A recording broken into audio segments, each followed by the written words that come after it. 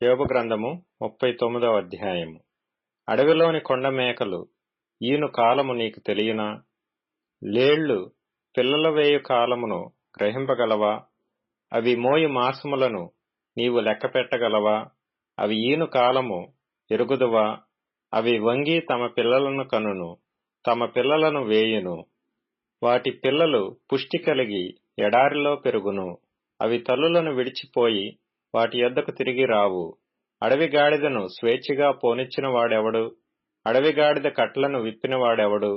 నేను అరణ్యమును దానికి ఇల్లుగాను, ఉప్పు పర్రను దానికి నివాస స్థలముగాను నియమించితిని. పట్టణపు కోలాహలమును అది తిరస్కరించును, తోలువాని కేకలను అది వినదు. పర్వతముల పంక్తియే దానికి మేత భూమి. ప్రతి విధమైన పచ్చని మొలకలను అది వెదకుకొనును. గురుపోతు నీకు లోబడుటకు సమ్మతించునా? అది నీ శాలలో నిలుచునా? పగ్గము వేసి గురుపోతును నాగటి చాలులో కట్టగలవా? అది నీ చేత తోలబడి లోయలను చదరము చేయునా? దాని బలము గొప్పదని దాని నమ్ముదువా? దానికి నీ పని అప్పగించదవా? అది నీ ధాన్యమును ఇంటికి తెచ్చి నీ కళ్లమందున్న ధాన్యమును కూర్చునని దాని నమ్ముదవా? నిప్పుకోడి సంతోషము చేత రెక్కలనాడించును. రెక్కలను వెండ్రుకలను దానికున్నందున అది వాత్సల్యము కలదిగా నున్నదా? లేదు సుమి, అది నేలను దాని గుడ్లను పెట్టును, ధూళిలో వాటిని కాచును. దేని పాదమైన వాటిని త్రొక్కవచ్చునని అయినను, అడవి జంతువు వాటిని చితకద్రొక్కవచ్చునని అయినను అనుకొనకయే యున్నది. తన పిల్లలు తనవి కానట్టు వాటి ఎడల అది కాఠిన్యము చూపును. దాని కష్టము వ్యర్థమైనను దానికి చింత లేదు. దేవుడు దానిని తెలివిలేనిదిగా చేసెను. ఆయన దానికి వివేచనాశక్తిని అనుగ్రహించి ఉండలేదు. అది లేచినప్పుడు గుర్రమును దాని రౌతును తిరస్కరించును. గుర్రమునకు నీవు బలమునిచ్చితివా? జూలు వెంట్రుకలతో దాని మెడను కప్పితివా? మిడతవలే అది గంతులు వేయినట్లు చేయుదువా? దాని నాసికారంధ్ర ధ్వని భీకరము. మైదానములో అది కాలు దువ్వి తన బలమును బట్టి సంతోషించును. అది ఆయుధదారులను ఎదుర్కొనబోవును. అది భయము పుట్టించు దానిని వెక్కిరించి భీతి నొందకుండును. ఖడ్గమును చూచి వెనుకకు తిరగదు. అంబుల పొదియు తళతళలాడు ఈటెలను బల్లెములను దానిమీద గలగలలాడించబడినప్పుడు ఉద్దండ కోపముతో అది బహుగా పరుగులెత్తును. అది బాకానాదము విని ఊరకుండదు. బాకానాదము వినబడినప్పుడెల్లా అది ఆహా ఆహా అనుకొని దూరము నుండి యుద్ధవాసన తెలిసికొనును. సేనాధిపతుల ఆర్భాటమును యుద్ధ ఘోషను వినును. డేగ నీ జ్ఞానము చేతనే ఎగురునా? అది నీ ఆజ్ఞ వలననే తన రెక్కలు దక్షిణ దిక్కునకు చాచునా? పక్షిరాజు నీ ఆజ్ఞకు లోబడి ఆకాశ వీధికెక్కునా? తన గూడు ఎత్తైన చోటను కట్టుకొనునా? అది రాతి కొండ మీద నివసించును. కొండపేటు మీదను ఎవరినూ ఎక్కజాలని ఎత్తు చోటను గూడు కట్టుకొనును. అక్కడ నుండియే తన ఎరను వెదుకును. దాని కన్నులు దానిని దూరము నుండి కనిపెట్టును. దాని పిల్లలు రక్తము పీల్చును. హతులైన వారు ఎక్కడ నుందురో అక్కడనే అది యుండును. యోబు గ్రంథము 40వ అధ్యాయము. మరియు యెహోవా యోబునకు ఇలాగు ప్రత్యుత్తరమిచ్చెను. ఆక్షేపణలు చేయుచూచువాడు సర్వశక్తుడగు దేవునితో వాదింపవచ్చునా? దేవునితో వాదించువాడు ఇప్పుడు ప్రత్యుత్తరమియ్యవలెను. అప్పుడు యోబు యెహోవాకు ఇలాగున ప్రత్యుత్తరమిచ్చెను. చిత్తగించుము, నేను నీచుడను. నేను నీకు ఏమని ప్రత్యుత్తరమిచ్చెదను? నా నోటి మీద నా చేతిని ఉంచుకొందును. ఒకమారు మాటలాడితిని, నేను మరలా నోరెత్తను. 2 సార్లు మాటలాడితిని, ఇకను పలుకను. అప్పుడు యెహోవా సుడిగాలిలో నుండి ఇలాగు యోబుతో ప్రత్యుత్తరమిచ్చెను. పౌరుషము తెచ్చుకొని నీ నడుము కట్టుకొనుము. నేను నీకు ప్రశ్న వేసెదను, నీవు ప్రత్యుత్తరమిమ్ము. నీవు నా న్యాయమును బొత్తిగా కొట్టివేసెదవా? నిర్దోషివని నీవు తీర్పు పొందుటకై నా మీద అపరాధము మోపుదువా? దేవునికి కలిగియున్న బాహుబలము నీకు కలదా? ఆయన ఉరుము ధ్వని వంటి స్వరముతో నీవు గర్జింపగలవా? ఆడంబర మహాత్మ్యములతో నిన్ను నీవు అలంకరించుకొనుము, గౌరవ ప్రభావములను ధరించుకొనుము. నీ ఆగ్రహమును ప్రవాహములుగా కుమ్మరించుము. గర్విష్ఠులైన వారినందరినీ చూచి వారిని కృంగజేయుము. గర్విష్ఠులైన వారిని చూచి వారిని అణగగొట్టుము. దుష్టులు ఎక్కడనున్నను వారిని అక్కడనే అణగద్రొక్కుము. కనబడకుండా వారినందరినీ బూడిదలో పాతిపెట్టుము. సమాధిలో వారిని బంధింపుము. అప్పుడు నీ దక్షిణ హస్తమే నిన్ను రక్షింపగలదని నేను నిన్ను గూర్చి ఒప్పుకొనెదను. నేను చేసిన నీటి గుర్రమును నీవు చూచి ఉన్నావు గదా. ఎద్దువలే అది గడ్డి మేయును. దాని శక్తి దాని నడుములో ఉన్నది. దాని బలము దాని కడుపు నరములలో ఉన్నది. దేవదారు చెట్టు కొమ్మ వంగునట్లు అది తన తోకను వంచును. దాని తొడల నరములు దిట్టముగా సంధింపబడి ఉన్నవి. దాని ఎముకలు ఇత్తడి గొట్టముల వలె ఉన్నవి. దాని ప్రక్కటెముకలు ఇనుప కమ్ముల వలె ఉన్నవి. అది దేవుడు సృష్టించిన వాటిలో గొప్పది. దాని సృజించిన వాడే దాని ఖడ్గమును దానికిచ్చెను. పర్వతములలో దానికి మేత మొలుచును. అరణ్య జంతువులన్నీయు అచ్చట ఆడుకొనును. తామర చెట్ల క్రిందను జమ్ముగడ్డి మరుగనను పర్రలోను అది పండుకొనును. తామర చెట్ల నీడను అది ఆశ్రయించును. నదిలోని నిరవంజి చెట్లు దాని చుట్టుకొనియుండును. నది ప్రవాహము పొంగి పొర్లెనను అది భయపడదు. యొర్దాను వంటి ప్రవాహము పొంగి దాని నోటి యొద్దకు వచ్చినను అది ధైర్యము విడువదు. అది చూచుచుండగా ఎవరైనా దానిని పట్టుకొనగలరా? ఉరియొగ్గి దాని ముక్కునకు సూత్రము వేయగలరా? యోబు గ్రంథము 41వ అధ్యాయము. నీవు మకరమును గాలముతో బయటికి లాగగలవా? దాని నాలుకకు త్రాడు వేసి లాగగలవా? నీవు దాని ముక్కుకుండా సూత్రము వేయగలవా? దాని దవడకు గాలము ఎక్కింపగలవా? అది నీతో విన్నపములు చేయునా? మృదువైన మాటలు నీతో పలుకునా? నీవు శాశ్వతముగా దానిని దాసునిగా చేసుకొనున్నట్లు అది నీతో నిబంధన చేయునా? నీవు ఒక పిట్టతో ఆటలాడునట్లు దానితో ఆటలాడెదవా? నీ కన్యకలు ఆడుకొనుటకై దాని కట్టివేసెదవా? బెస్తవారు దానితో వ్యాపారము చేయుదురా? వారు దానిని తునకలు చేసి వర్తకులతో వ్యాపారము చేయుదురా? దాని ఒంటి నిండా ఇనుప శూలములు గుచ్చగలవా? దాని తల నిండా చేప అలుగులు గుచ్చగలవా? దాని మీద నీ చెయ్యి వేసి చూడుము. దానితో కలుగు పోరు నీవు జ్ఞాపకము చేసుకొనిన ఎడల నీవు మరలా అలాగున చేయకుందువు. దాని చూచినప్పుడు మనుషులు దానిని వశపరుచుకొందుమన్న ఆశ విడిచెదరు. దాని పొడ చూచిన మాత్రము చేతనే ఎవరికైనను గుండెలో అవిసిపోవును గదా. దాని రేపుటకైనను తెగింపగల శూరుడు లేడు. అట్లుండగా నా ఎదుట నిలువగలవాడెవడు? నేను తిరిగి ఇయ్యవలసి ఉండునట్లు నాకెవడైనను ఏమైనను ఇచ్చినా? ఆకాశ వైశాల్యమంతటి క్రిందనున్నదంతయు నాదే గదా. దాని అవయవములను గూర్చి అయినను, దాని మహాబలమును గూర్చి అయినను, దాని చక్కని తీరును గూర్చి అయినను పలుకక మౌనముగా నుండను. ఎవడైనా దాని పై కవచమును లాగివేయగలడా? దాని రెండు దవడల నడిమికి ఎవడైనా రాగలడా? దాని ముఖద్వారములను తెరవగలవాడెవడు? దాని పళ్ల చుట్టూ భయకంపములు కలవు. దాని గట్టి పొలుసులు దానికి అతిశయాస్పదము. ఎవర్నూ తీయలేని ముద్రచేత అవి సంతన చేయబడి ఉన్నవి. అవి ఒకదానితో ఒకటి హత్తుకొని ఉన్నవి. వాటి మధ్యకు గాలి ఏమాత్రమును జొరనేరదు. ఒకదానితో ఒకటి అతకబడి ఉన్నవి.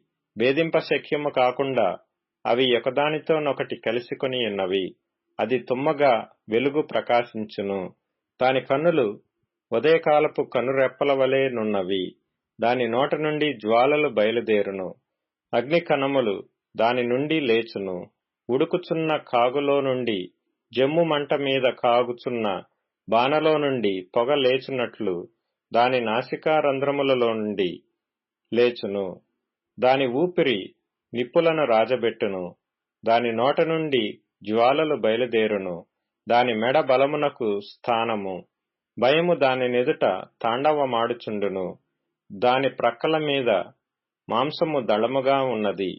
అది దాని ఒంటిని గట్టిగా అంటియున్నది. అది ఊడి రాదు.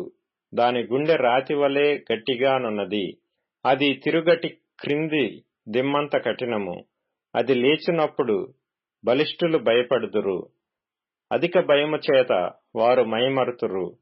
దాని చంపుటకై ఒకడు ఖడ్గము దూయిట వ్యర్థమే.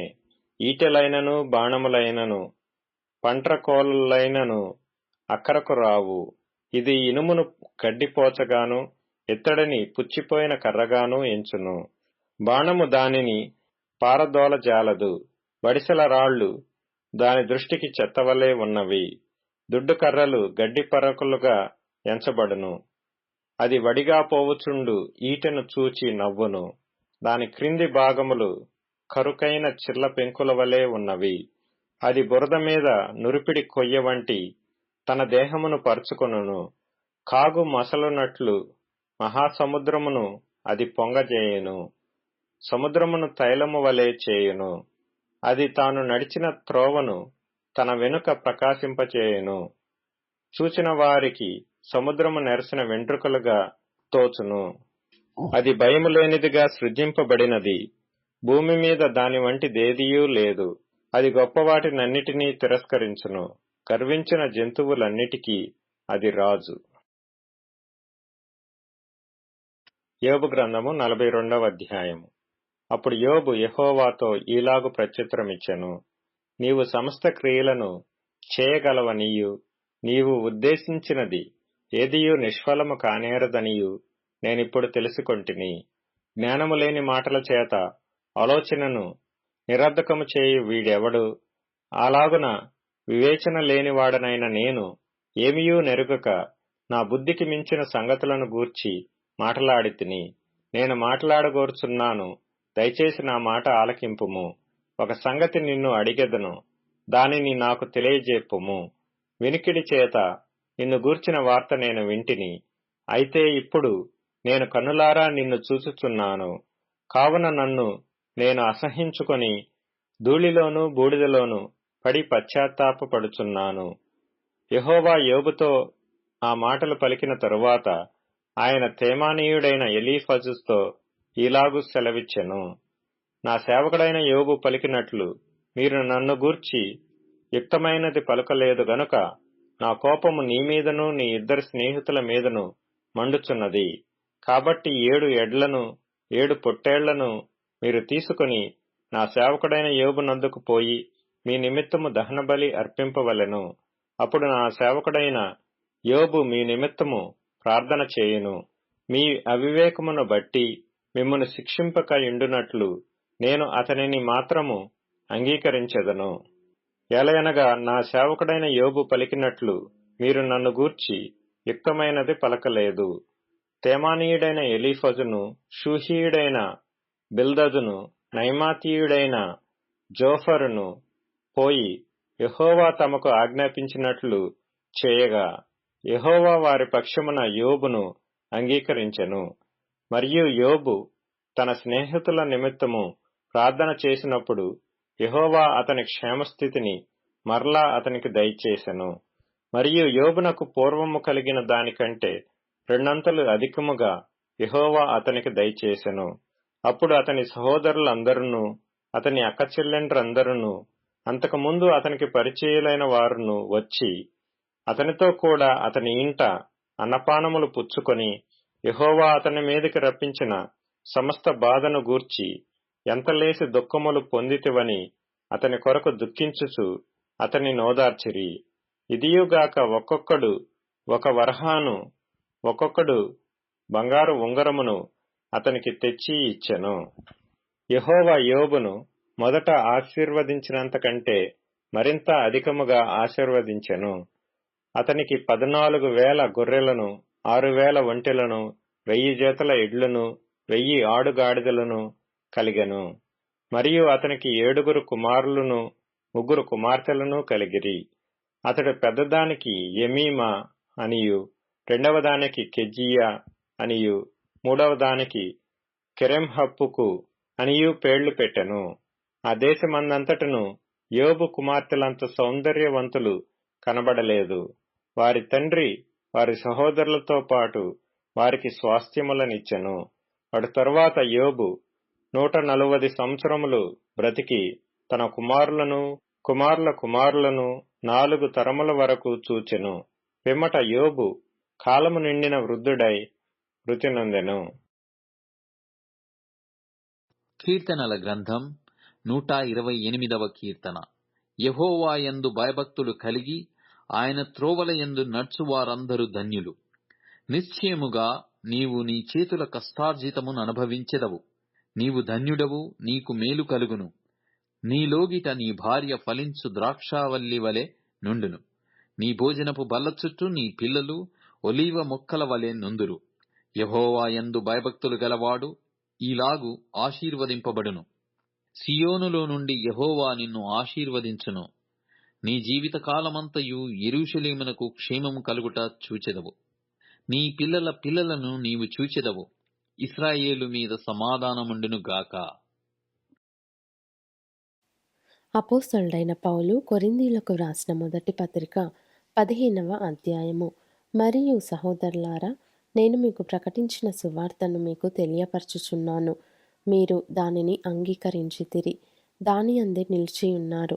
మీ విశ్వాసము వ్యర్థమైతేనే గాని నేను ఏ ఉపదేశ రూపముగా సువార్త మీకు ప్రకటించితినో ఆ ఉపదేశమును మీరు గట్టిగా పట్టుకొని ఉన్న ఎడల ఆ సువార్త వలననే మీరు రక్షణ పొందువారై ఉందురు.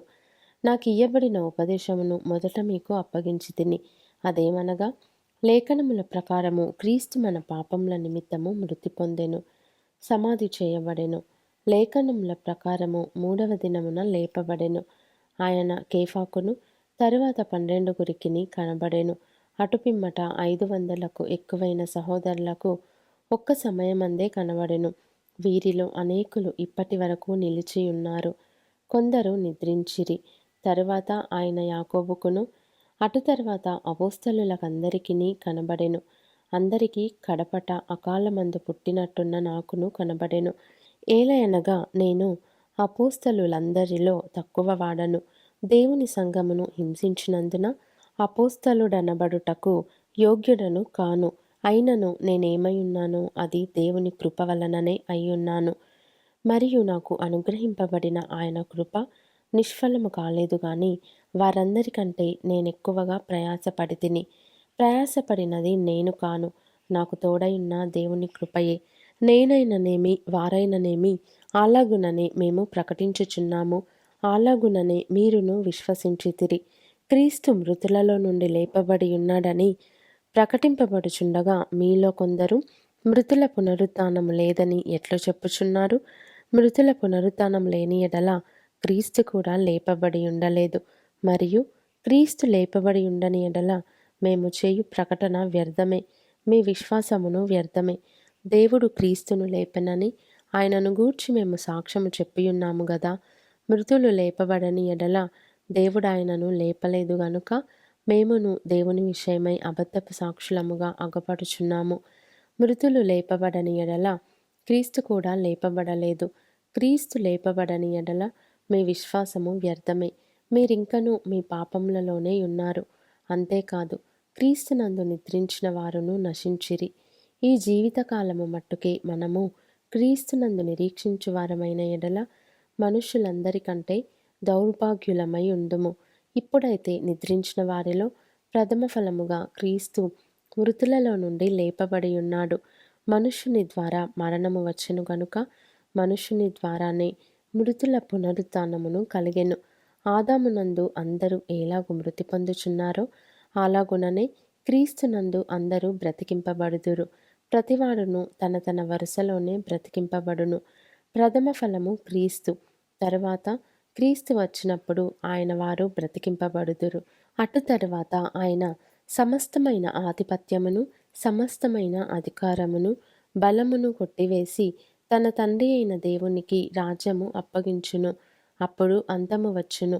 ఎందుకనగా తన శత్రువులనందరినీ తన పాదముల క్రింద ఉంచు వరకు ఆయన రాజ్య పరిపాలన చేయుచుండవలెను. కడపట నశింపజేయబడు శత్రువు మరణము. దేవుడు సమస్తమును క్రీస్తు పాదముల క్రింద లోపర్చి ఉంచెను.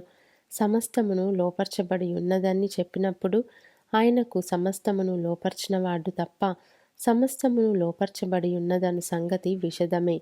మరియు సమస్తమును ఆయనకు లోపర్చబడినప్పుడు దేవుడు సర్వములో సర్వమగు నిమిత్తము కుమారుడు తనకు సమస్తమును లోపర్చిన దేవునికి తానే లోబడును. ఇట్లు కాని ఎడల మృతుల కొరకై బాప్తిస్మము పొందువారేమి చేతురు? మృతులేమాత్రమును లేపబడని ఎడల మృతుల కొరకు వారు బాప్తిస్మము పొందనేలా? మరియు మేము గడియ గడియకు ప్రాణభయముతో నుండనేలా? సహోదరులారా, మన ప్రభువైన క్రీస్తు యేసునందు మిమ్మును గూర్చి నాకు కలిగియున్న అతిశయముతోడు నేను దినదినమును చనిపోవుచున్నాను అని చెప్పుదును. మనుష్యరీతిగా నేను ఎఫెసులో మృగములతో పోరాడిన ఎడల నాకు లాభమేమి? మృతులు లేపబడని ఎడల రేపు చనిపోదుము గనుక తిందము త్రాగుదము, మోసపోకుడి. దుష్ట సాంగత్యము మంచి నడవడిని చెరుపును. నీతి ప్రవర్తన గలవారై మేల్కొని పాపము చేయకుడి. దేవుని గూర్చిన జ్ఞానము కొందరికి లేదు. మీకు సిగ్గు కలుగుటకై ఇట్లు చెప్పుచున్నాను. అయితే మృతులేలాగు లేతురు? వారెట్టి శరీరముతో వత్తురని ఒకడు అడుగును. ఓ అవివేకి, నీవు విత్తునది చచ్చితేనే గాని బ్రతికింపబడదు గదా. నీవు విత్తు దానిని చూడగా అది గోధుమ గింజ అయినను సరే, మరి ఏ గింజ అయినను సరే, వట్టి గింజనే విత్తుచున్నావు గాని పుట్టబోవు శరీరమును విత్తుటలేదు. అయితే దేవుడే తన చిత్త ప్రకారము నీవు విత్తిన దానికి శరీరము ఇచ్చును. మరియు ప్రతి విత్తనమునకును దాని దాని శరీరము ఇచ్చుచున్నాడు. మాంసమంతయు ఒక విధమైనది కాదు. మనుష్య మాంసము వేరు, మృగ మాంసము వేరు, పక్షి మాంసము వేరు, చేప మాంసము వేరు. మరియు ఆకాశ వస్తు రూపములు కలవు, భూవస్తు రూపములు కలవు. ఆకాశ వస్తు రూపముల మహిమ వేరు, భూవస్తు రూపముల మహిమ వేరు. సూర్యుని మహిమ వేరు, చంద్రుని మహిమ వేరు, నక్షత్రముల మహిమ వేరు. మహిమను బట్టి ఒక నక్షత్రమునకును మరి ఒక నక్షత్రమునకును భేదము కలదు గదా. మృతుల పునరుత్థానమును అలాగే. శరీరము క్షయమైనదిగా విత్తబడి అక్షయమైనదిగా లేపబడును. ఘనహీనమైనదిగా విత్తబడి మహిమ గలదిగా లేపబడును. బలహీనమైనదిగా విత్తబడి బలమైనదిగా లేపబడును. ప్రకృతి సంబంధమైన శరీరముగా విత్తబడి ఆత్మ సంబంధ శరీరముగా లేపబడును. ప్రకృతి సంబంధమైన శరీరం ఉన్నది గనుక ఆత్మ సంబంధమైన శరీరము కూడా ఉన్నది. ఇందు విషయమై ఆదామను మొదటి మనుష్యుడు జీవించు ప్రాణి ఆయనని వ్రాయబడి ఉన్నది. కడపటి ఆదాము జీవింపజేయు ఆత్మ ఆయను. ఆత్మ సంబంధమైనది మొదట కలిగినది కాదు, ప్రకృతి సంబంధమైనదే మొదట కలిగినది, తరువాత ఆత్మ సంబంధమైనది. మొదటి మనుష్యుడు భూ సంబంధి అయి మంటి నుండి పుట్టినవాడు. రెండవ మనుష్యుడు పరలోకము నుండి వచ్చినవాడు. మంటి నుండి పుట్టిన వాడెట్టివాడో మంటి నుండి పుట్టిన వారును అట్టివారే. పరలోక సంబంధి ఎట్టివాడో పరలోక సంబంధులను అట్టివారే. మరియు మనము మంటి నుండి పుట్టిన వాని పోలికను ధరించిన ప్రకారము పరలోక సంబంధి పోలికయు ధరింతుము. సహోదరులారా, నేను చెప్పున్నది ఏమనగా, రక్తమాంసములు దేవుని రాజ్యమును స్వతంత్రించుకొననేరవు, క్షయత అక్షయతను స్వతంత్రించుకొనదు. ఇదిగో మీకు ఒక మర్మము తెలుపుచున్నాను. మనమందరము నిద్రించము గాని నిమిషములో ఒక రెప్పపాటున కడబూరం మ్రోగగానే మనమందరము మార్పు పొందుదుము. బూరం మ్రోగును, అప్పుడు మృతులు అక్షయులుగా లేపబడుదురు. మనము మార్పు పొందుదుము. క్షయమైన ఈ శరీరము అక్షయతను ధరించుకొనవలసి ఉన్నది. మర్త్యమైన ఈ శరీరము అమర్త్యతను ధరించుకొనవలసి ఉన్నది. ఈ క్షయమైనది అక్షయతను ధరించుకొనినప్పుడు, ఈ మర్త్యమైనది అమర్త్యతను ధరించుకొనినప్పుడు విజయమందు మరణము మృంగివేయబడెను అని వ్రాయబడిన వాక్యము నెరవేరును. ఓ మరణమా, నీ విజయమెక్కడా? ఓ మరణమా, నీ ముల్లెక్కడా? మరణపు ముల్లు పాపము, పాపమునకున్న బలము ధర్మశాస్త్రమే. అయినను మన ప్రభువైన యేసుక్రీస్తు మూలముగా మనకు జయము అనుగ్రహించుచున్న దేవునికి స్తోత్రము కలుగునుగాక. కాగా నా ప్రియ సహోదరులారా, మీ ప్రయాసము ప్రభువునందు వ్యర్థం కాదని ఎరిగి స్థిరులును కదలని వారును ప్రభువు కార్యాభివృద్ధి యందు ఎప్పటికిని ఆసక్తులునై యుండుడి.